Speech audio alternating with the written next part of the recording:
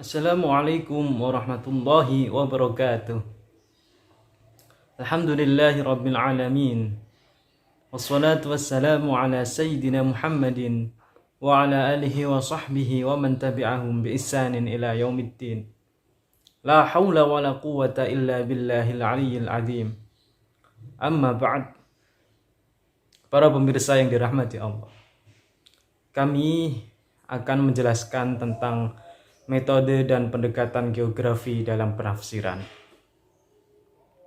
Poin pertama yang bisa kita petik, secara etimologi, geografi berasal dari bahasa Yunani. Kata geografi itu diambil dari kata geo, bumi, dan graphian, tulisan atau menjelaskan. Dalam KBBI, geografi adalah ilmu tentang permukaan bumi, iklim, penduduk, flora, fauna, serta hasil yang diperoleh dari bumi. Metode dan pendekatan geografi adalah langkah atau cara untuk melakukan analisa terhadap berbagai gejala dan fenomena alam, termasuk interaksi antara makhluk dengan sekelilingnya.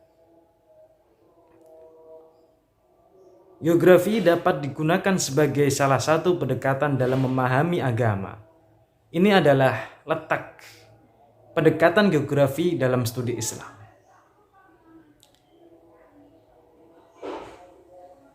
Dapat digunakan untuk memahami agama akan besarnya keagungan Allah Subhanahu wa taala.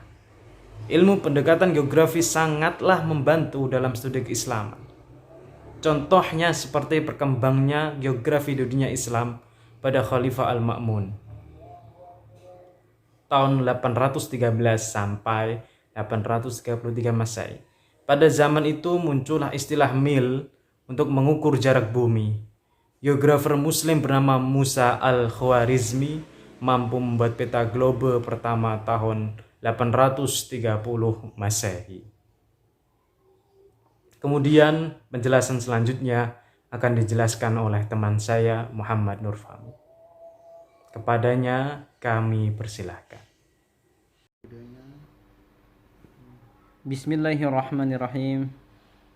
Nama saya Muhammad Nur Fahmi. Akan melanjutkan presentasi selanjutnya. Di poin ketiga, geografi dalam penafsiran. Ilmu apapun di dunia ini, pokok pikirannya semua terdapat di dalam Al-Quran. Maka sudah jelaslah sebagai tingkatnya bahwa Al-Quran adalah kalamullah yang tidak ada keraguan di dalamnya. Salah satu nilai geografi adalah nilai ketuhanan, yaitu nilai yang mengajarkan kita akan kebesaran Tuhan atas segala ciptaannya, seperti pada surat An-Naba ayat 10 sampai 11.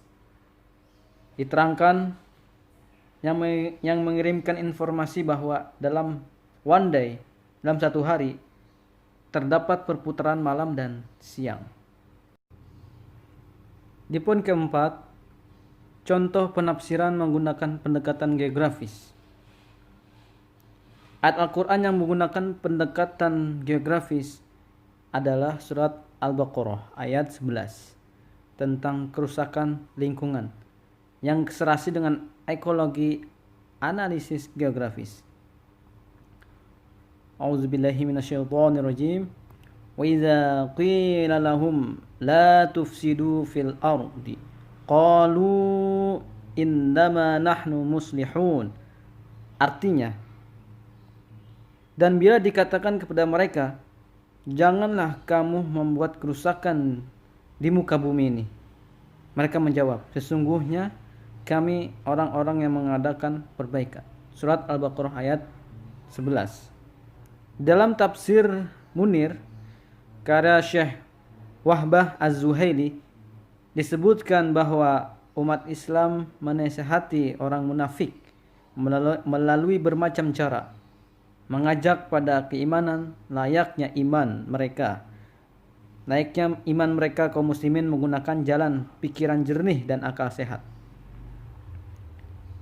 Dapat disimpulkan bahwa Dalam ayat ini jelas terdapat pendekatan ekologi analysis of geographies, bahwa kerusakan yang berupa bencana bisa terjadi dari interaksi manusia, sehingga menjadikan kerusakan lingkungan.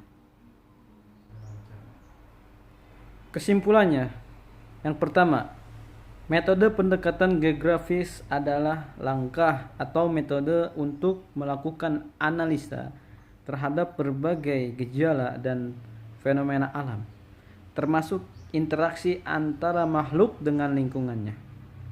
Yang kedua, pendekatan geografis sangat berhubungan dengan studi Islam. Yang ketiga, geografis sangatlah bisa digunakan sebagai salah satu pendekatan dalam penafsiran. Yang keempat, marilah kita bersyukur dengan menjaga segala nikmat yang telah diberikan oleh Allah, termasuk lingkungan tercinta terkhusus bangsa Indonesia. Sekian dari pembahasan kami. Kurang lebihnya mohon maaf. Semoga bermanfaat. Wassalamualaikum warahmatullahi wabarakatuh.